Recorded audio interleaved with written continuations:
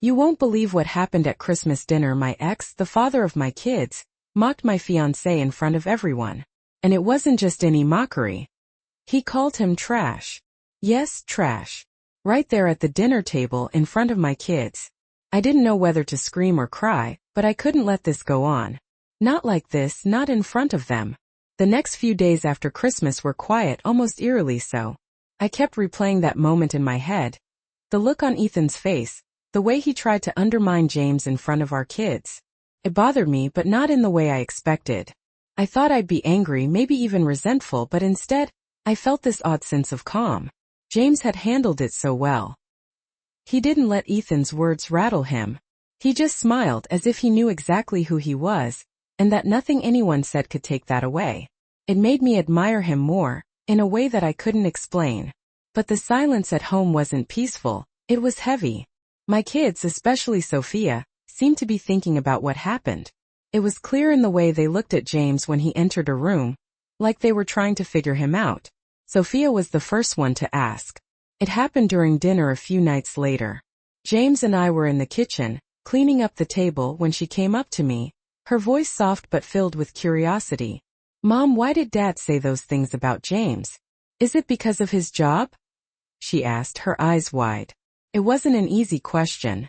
I could feel my heart tighten because I didn't want my kids to ever think that someone's worth was determined by what they did for a living. But at the same time, I knew this was a teaching moment. I could either let the silence linger or take the opportunity to show them what really mattered. Sophia, I began, setting down the dish I was drying. Your dad, he's always been someone who judges people based on things like their job, their money, and their status. But that's not what makes someone important. What matters is who you are on the inside, how you treat others, and how you make people feel. James may not have a big title or a fancy office, but he has the biggest heart I've ever known. And that's worth so much more than anything else. She was quiet for a moment, her eyes searching mine as if she was weighing my words. Finally she nodded, though I could tell she wasn't entirely convinced. It was going to take time, and I understood that. But what mattered was that she was asking questions. She was trying to understand. The next day I saw the change. Sophia had a conversation with James while they were putting together a puzzle in the living room. I didn't hear the whole thing, but I could see her expression change from one of uncertainty to a soft smile. James was so patient with her, explaining things about his job, why he loved it, and why he was proud of the work he did. He didn't make it about proving anything to her. He simply shared his perspective, letting her see things through his eyes. Liam, my younger one, wasn't as vocal, but I could tell he was processing everything. The way he looked at James had shifted too, just like Sophia. They were both starting to see him for who he truly was, not just as my fiancé, but as someone who cared deeply for them, for me, and for our family. It wasn't about his job anymore. It was about his character. Still, Ethan wasn't done. He never took defeat quietly. He called me a few days later just to check in, or so he said. The conversation started with the usual pleasantries, but I knew it wasn't going to stay that way. So, I've been thinking, he said, his voice casual but with that familiar edge. You know, you could do so much better than James. He's still just a janitor. He's not really in your league. I could feel my blood boiling, but I kept my voice steady. Ethan, I don't need you to tell me who's good enough for me. James is more than enough. He's everything I need and more. So stop. Just stop. I could hear the sigh on the other end of the line, followed by a chuckle. You really think you can make this work? Come on, what about the kids? Don't you think they deserve better? I didn't let him finish. My kids deserve to see love, respect, and kindness. That's what they're getting from James. That's what they need. Not someone who tries to tear people down just to feel better about themselves. Ethan didn't respond at first, but I could tell he was rattled. Whatever, he muttered. I just thought you should know. But hey, good luck with that. And with that he hung up. The conversation left me feeling exhausted, but more than that, it left me feeling proud. Proud that I could stand up for James. Proud that I wasn't letting Ethan's negativity seep into my life anymore. It was clear to me now. Ethan was always going to be who he was, but I didn't need his approval. And neither did James. Neither did my kids. As the days went by, the tension in our home eased. The kids seemed to relax around James, and the awkwardness faded. It wasn't perfect, and I knew there would be more moments like this in the future. But in that moment, I felt like I had made the right choice. I was finally with someone who treated me and my children the way we deserved to be treated. And that was worth everything. It had been a few weeks since that Christmas dinner, and things had settled into a routine. Life with James felt comfortable, and I couldn't help but notice how much calmer the house was. The kids had gotten used to him being around more, and honestly they were starting to love him in a way that made my heart swell. Sophia and Liam were slowly coming around, asking more questions about him, learning about his job, his passions, and his dreams. I could see them warming to him, and it was in the little things, Sophia starting to call him James instead of Mr. Carter, Liam laughing at his corny jokes. It made me happy, knowing that they were seeing him for who he truly was. But still, there were moments when I couldn't shake the feeling that Ethan wasn't done with us. He had been quieter lately, but I could tell he was just waiting for the right moment to stir things up again. Came sooner than I expected. One afternoon, I picked up the phone to see Ethan's name flashing on the screen. I hesitated, but then I answered. "What now, Ethan?" I asked, trying to keep my voice steady. "You know, I've been thinking a lot about what happened," Ethan began, his voice smooth as always. "And I want to make sure you and the kids are really happy with this situation." "What do you mean, this situation?" I replied, my frustration rising. "You know exactly what I mean," he said, his tone not quite apologetic, but almost like he was trying to make himself sound reasonable. "This whole thing with James, he's not what you need. He's not a good role model for the kids." My heart started pounding in my chest. "Ethan, stop," I said, my voice low but firm. "You don't get to tell me what my kids need. You're not their father anymore. And James? He's more of a role model than you'll ever be." There was a long pause on the other end of the line. I could almost hear him processing my words. And then, almost too calmly, he responded, "Fine, you want to be with him? That's your choice. But you're going to regret it. He's not the man you think he is." I couldn't help but laugh, though it was more out of disbelief than amusement. "I'm not regretting anything, Ethan. I'm happy. My kids are happy. And that's all that matters." I hung up before he could say anything else. For a moment I just stood there, staring at the phone in my hand, feeling the weight of his words. I couldn't deny that part of me had been scared that he would try to come between us. But I also realized something. Ethan's opinion didn't matter. It never had. What mattered was that I was finally with someone who saw me for who I was and treated me like I deserved. The kids were starting to see that too. I could tell that they were understanding more about why James was in our lives and why he was important. Sophia had been the first to voice her thoughts, asking if she could spend more time with him, and I'd seen the way Liam would sometimes ask James to play catch in the backyard after school. It wasn't about his job or his title or anything like that. It was about who he was as a person. One evening we were all sitting in the living room together. James was on the couch with Liam watching a baseball game, and Sophia was sitting at the table with her homework. I looked at the scene before me and something about it hit me. It felt like family. I had a moment of quiet realization that this was what I had been searching for all along. Peace. A sense of belonging. And it was real. It wasn't the fairy tale, perfect picture I might have once imagined, but it was exactly what I needed. "You okay?" James asked, noticing me staring. I nodded, smiling softly. "Yeah, just thinking about how far we've come." He smiled back, that same calm smile that had drawn me to him in the first place. "It's good, right?" "It's more than good," I said, taking his hand. "It's everything." That night, as I lay in bed, I thought about all the moments that had led us here. The hurtful things Ethan had said, the way I had second-guessed myself at times. But I also thought about how far we had come. How James had stood by me. How he had been a steady presence in my life and in my children's lives. I didn't need Ethan's approval. I didn't need anyone's approval. I had what I needed right here. And as I drifted off to sleep, I realized that this was it. This was my family now. James, Sophia, Liam, and me. And that was more than enough. It had been a couple of months since that awkward Christmas dinner, and life had returned to a new sense of normal. Things with James were good, better than I had hoped actually. The kids were adapting, and I could see the bond growing between them. Sophia and Liam were starting to trust him more, laughing at his jokes, and asking him to help with their homework. It was a relief, honestly. It wasn't perfect and I didn't expect it to be, but it felt real. Felt right. As much as I wanted to believe everything was behind us, I knew that we weren't entirely out of the woods yet. Ethan, my ex, was still lurking around, looking for ways to undermine our peace. He hadn't made a scene in a while, but his presence still felt like a shadow. I couldn't shake the feeling that he was planning something. And then out of nowhere it happened. One Saturday afternoon, I was in the living room folding laundry when my phone buzzed. I looked down and saw Ethan's name on the screen. I sighed, already knowing what this was going to be about. I answered, trying to keep my voice calm. "What do you want, Ethan?" I asked. "I think you need to hear this," Ethan said, his voice calm but with a hint of something else. "I've been talking to the kids, and they're starting to ask questions. Questions about James. They're starting to get too close to him, and that's not okay. You need to know what kind of man he really is." My stomach churned at the words.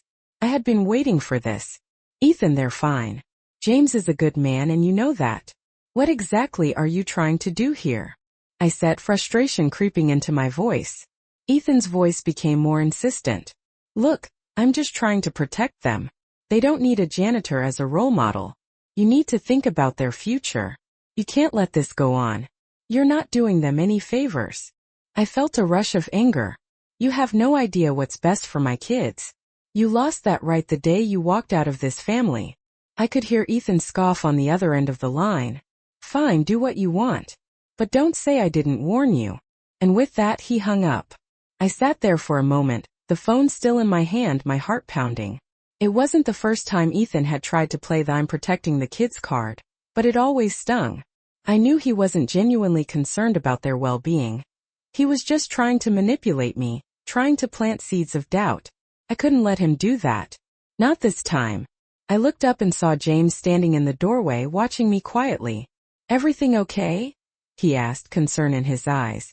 I shook my head, holding up the phone. "Ethan again," I said, my voice tinged with frustration. "He's trying to drive a wedge between us. He says the kids are asking questions, that they're getting too close to you." James stepped into the room and sat down beside me. "It's just him trying to control things," he said, his voice steady and reassuring. "You and I both know that. Don't let him get to you." I leaned my head on his shoulder, feeling the comfort of his presence.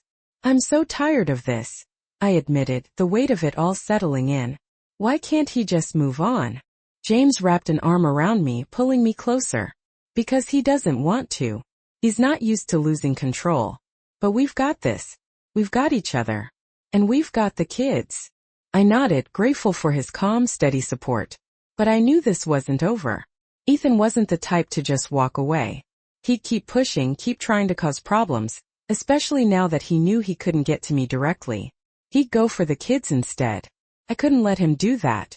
A few days later, I had another conversation with Sophia. She had come to me the night before, looking a little confused, asking if James was really going to be part of our family for good. I could tell she was struggling with the idea. I wanted to ease her mind, to make her feel safe, but I also didn't want to push her into anything before she was ready.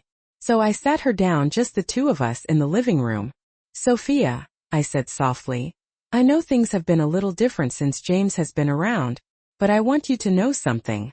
He's here because I love him. And because he loves us. He's not replacing your dad. No one ever could. But he's a part of our family now, and he's going to be here for the long haul." She looked at me for a long moment, her eyes searching mine. "I'm okay with him being here, Mom," she said slowly. "I just want to make sure it's not going to mess things up. I don't want you to be sad like you were before." My heart ached for her. "You don't have to worry about that, sweetie. James makes me happy. He makes us all happy. And that's what matters." Sophia smiled softly, leaning in for a hug. "Okay, Mom. I'm glad." I held her close, relieved that she seemed to understand. It wasn't going to be an easy road, and I knew there would be more questions, more challenges along the way. But for the first time in a long time, I felt confident in the decision I had made. Ethan could say whatever he wanted, but I knew what was right. For me and my family, we were building something new, something strong, and I wouldn't let anyone tear that down. The next few weeks were a blur of small, everyday moments that made up our new normal. Life with James felt more natural with each passing day. Sophia and Liam were starting to bond with him in a way that made me feel like we were finally a family again. We'd have quiet evenings together, playing board games, watching movies, and having dinner without any tension hanging in the air. I had never realized how much I craved peace until I had it. But just when I thought things were finally settling down, I got a call from Sophia's school. It was the kind of call no parent ever wants to get. "Miss Carter, we need to talk about Sophia," the voice on the other end of the line said. "There's been an incident today, and we'd like to discuss it." My stomach dropped. "What kind of incident?" I asked, trying to keep my voice steady. "It's not serious, but she was involved in a bit of a conflict with another student. We think it would be best if you came in to talk with us." I agreed to meet with them, my mind racing with all the possibilities. What had happened? Was it something I had missed? When I arrived at the school, I was led into the principal's office, where Sophia was sitting, her hands folded in her lap, looking down at the floor. The principal, Miss Thompson, looked at me with a mixture of concern and understanding. "Sophia got into an argument with a boy named Jake today. From what we understand, Jake was teasing her about her family. He made a comment about her living with a janitor, and it upset her." I could see the hurt in Sophia's eyes as she glanced up at me. My heart sank. "Sophia, what happened?" I asked softly. She shrugged, not meeting my gaze. "I don't know. He kept saying stuff about James. How he's just a janitor, like that's all I should care about. I told him to stop, but he wouldn't." My throat tightened. I could feel my anger building, but I knew I needed to stay calm. "Did you say anything back to him?" I asked, trying to keep my voice even. Sophia nodded. "I told him he didn't know James and he should mind his own business. But then he made fun of me for defending him." I turned to Miss Thompson, who had been listening quietly. "What happens now?" I asked. "We just wanted to make sure you were aware of the situation," she said. "We'll have a conversation with Jake's parents, but we thought it might help if you spoke to Sophia about it as well." I nodded, feeling a wave of frustration wash over me. "Thank you," I said. As we left the school, I could feel the weight of the conversation pressing on me. I didn't want Sophia to feel ashamed of who we were or who James was. I knew how kids could be cruel without realizing it. But I also knew that the only way to make this right was to give Sophia the confidence to stand up for herself. When we got home, I found James sitting on the couch, reading a book. I sat down next to him, Sophia following closely behind. "We need to talk," I said, my voice still thick with frustration. James looked at me, his expression softening as he saw the concern in my eyes. "What's wrong?" he asked. I explained the situation, telling him what had happened at school. James listened quietly, his face serious. When I finished, he let out a slow breath. "I'm sorry she had to deal with that," he said. "But I want you to know I'm not going anywhere. I'm not going to let some ignorant kid make her feel bad about our family. If she needs to talk about it, I'm here. I'm proud of the life we've built, and I want her to be proud of it too." I felt my heart swell with gratitude. "Thank you," I whispered. It was just what I needed to hear. But I also knew that I had to talk to Sophia too. Later that evening after dinner, I sat down with her in her room. "Sophia, I want you to know that you don't have to let anyone's words define you," I told her. "What that kid said about James isn't true. James is a good person and we're a family. People will always have something to say, but that doesn't matter. What matters is how you feel about yourself, how you feel about your family." She looked at me with wide eyes, clearly processing everything. "I'm not ashamed of you or James, Mom. I just don't like when people make fun of us." I hugged her tightly. "I know, sweetie. It's not easy, but you don't have to carry that weight. You have the right to be proud of your family just like anyone else. Don't let anyone make you feel less than because of who we are."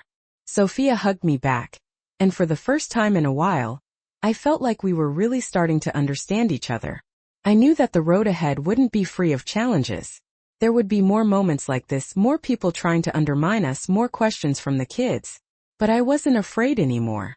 We had each other, and together we could handle anything. James was right, we were a family now, and that was something no one could take away from us. I woke up the next morning feeling a weight in my chest, the kind of weight that comes from knowing that things were about to get harder. Sophia had been so quiet since our conversation the night before, and I could tell that she was still processing everything. I knew that she wasn't used to standing up for herself, especially not in the face of a bully. I knew it wasn't going to be an easy road for her, but I also knew that she was stronger than she realized. James had said he would always be there for her, and I believed him. I believed in him. But still I couldn't shake the feeling that we hadn't heard the last of this. The school year was almost halfway through, and I was starting to see a shift in the way Sophia carried herself. She was more confident, more sure of who she was, and I could see her growing stronger in the face of the challenges she'd been facing. It was hard to believe that a few months ago we were just getting started with all this, just starting to figure out how to be a family again. Now it felt like we had come a long way, and I couldn't be prouder of how far we had come. James was still the rock he had always been, never wavering, never letting anything shake his steady presence in our lives. And it wasn't just his patience that I appreciated, it was the way he made the kids feel like they mattered, like they were important, like they were his family too.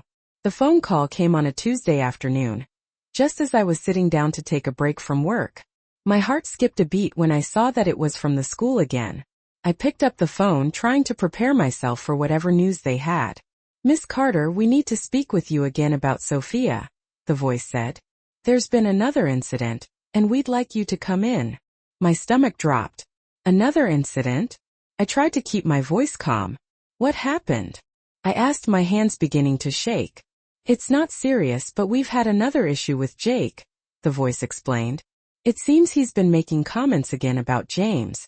And this time it's been more than just words."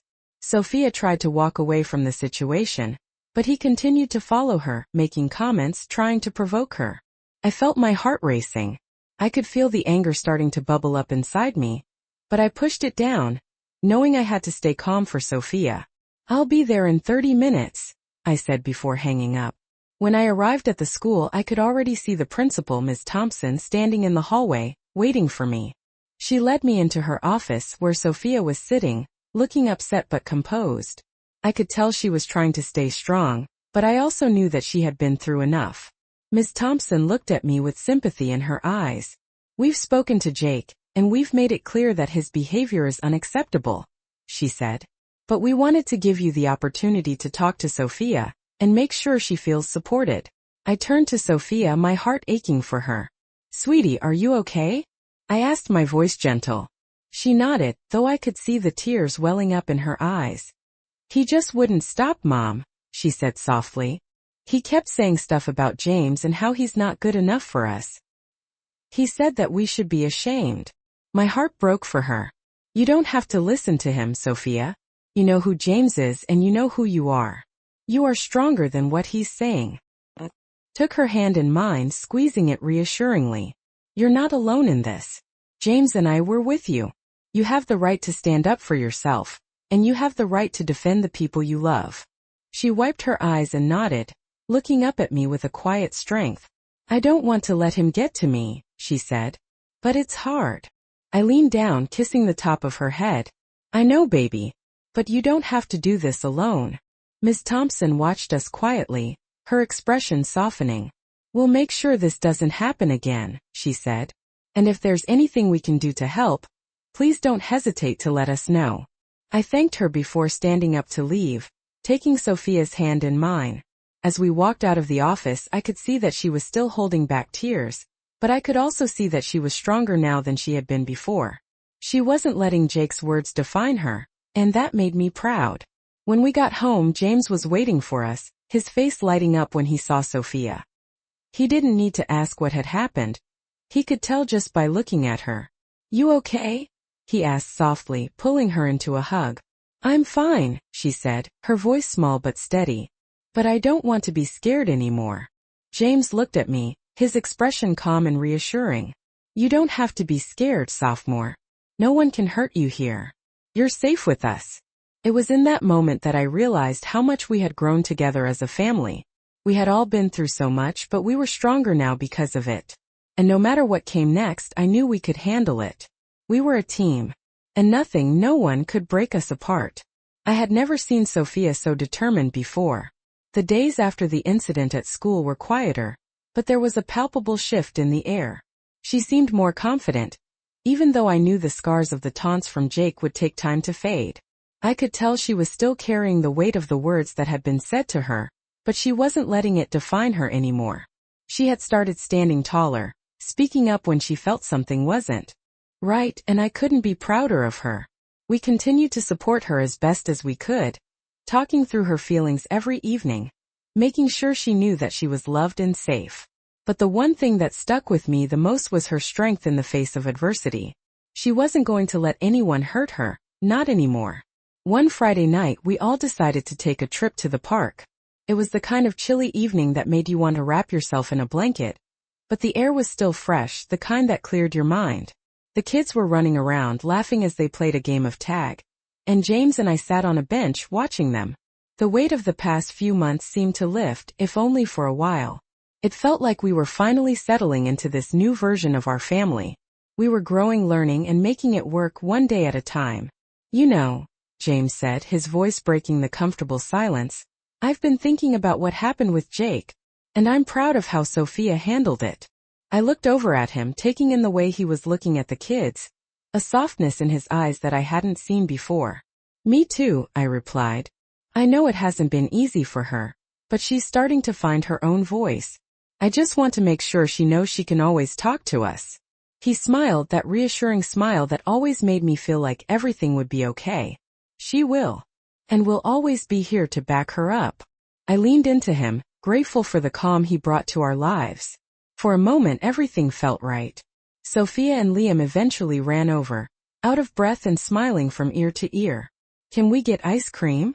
Liam asked, his voice full of hope. Please, Mom.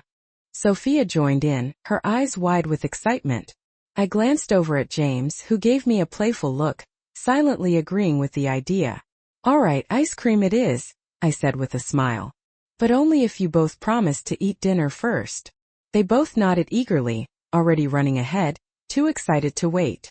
As we walked to the ice cream shop, the kids talking nonstop about their favorite flavors, I couldn't help but think about how far we had come.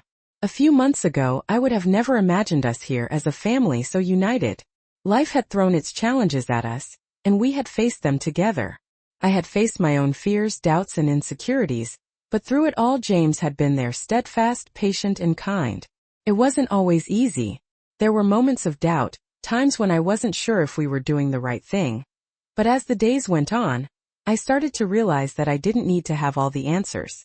I just needed to trust the process and trust the people around me. When we got home that evening, the kids were tired but happy, their laughter still echoing through the house. I tucked them into bed, kissed them goodnight, and sat down with James on the couch. The day had been simple, but in a way it was everything I needed. You know, I said softly, I think we're really doing this. We're making it work. James pulled me close, his arms wrapping around me. We are, he said, his voice steady and sure. And we'll keep making it work. Together. I closed my eyes, resting my head on his shoulder, feeling the weight of the past few months start to lift. There were still obstacles ahead, no doubt. We'd still face challenges, some of them bigger than others. But in that moment I knew one thing for sure. We were stronger now. We had built something that couldn't be torn down by anyone's words, no matter how hard they tried. We were a family. And that was all that mattered. I could feel the air in the house shift over the next few weeks. It wasn't anything dramatic, just a sense that we were all moving into a new phase. James and I were finding our rhythm, Sophia and Liam were settling into the routine, and the outside world, for the most part, felt less like a looming threat. But just when I thought we were in the clear, I got a call that shook everything back up. It came on a Monday morning when the kids were at school. My phone rang, and when I saw it was from the school again, my stomach dropped. I answered, my voice a little tighter than I intended. Miss Carter. The voice on the other end was calm, but there was a subtle urgency to it. I need you to come in. There's been a situation with Sophia. My heart stopped for a moment. What happened? I asked, trying to keep my voice steady. It's nothing serious, but we need you to come in for a meeting. It's about her and Jake again.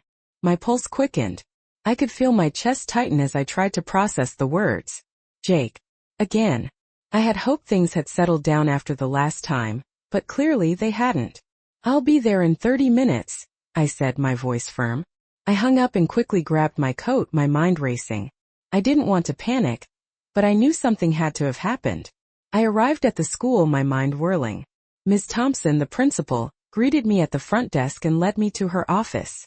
When I walked in, I saw Sophia sitting in a chair, her eyes red, her expression subdued. My heart sank at the sight of her. She didn't look like the confident girl she had been just a few weeks ago. Sophia, I said softly, kneeling in front of her. What happened? She wouldn't meet my gaze, and I could see the tears brimming in her eyes. He called me a freak, she whispered, her voice breaking. Jake. He said I was a freak for sticking up for James. He told me I didn't belong in his world.